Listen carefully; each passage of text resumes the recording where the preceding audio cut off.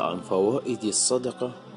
اسمعوا يا متصدقين أنتم ومن يعمل لإيصال الصدقة.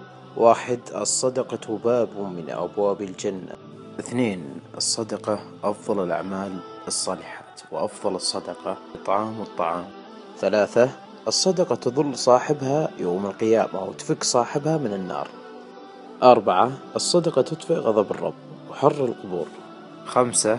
الصدقة خير ما يهدى للميت وأنفع ما تكون له ويربيها الله عز وجل. 6. الصدقة تطهير وتزكية للنفس ومضاعفة للحسنات. 7.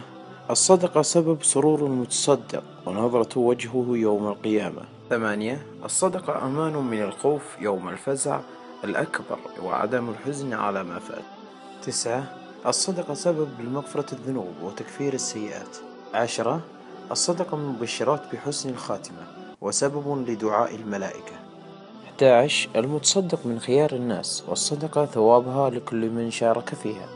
12. صاحب الصدقة موعود بالخير الجزيل والأجر الكبير. 13.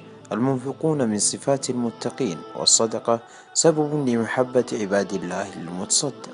14. الصدقة أمارة من إمارات الجود وعلامة من علامات الكرم والسخاء. 15. الصدقة سبب في استجابة الدعوة وكشف الكربة. 16. الصدقة تدفع البلاء وتسد 70 بابا من السوء في الدنيا. 17. الصدقة تزيد في العمر وتزيد في المال وسبب في الرزق والنصر. 18. الصدقة علاج ودواء وشفاء. 19. الصدقة تمنع الحرق والغرق والسرق وتمنع ميتة السوء. 20. الصدقة أجرها ثابت ولو كانت على البهائم أو الطيور.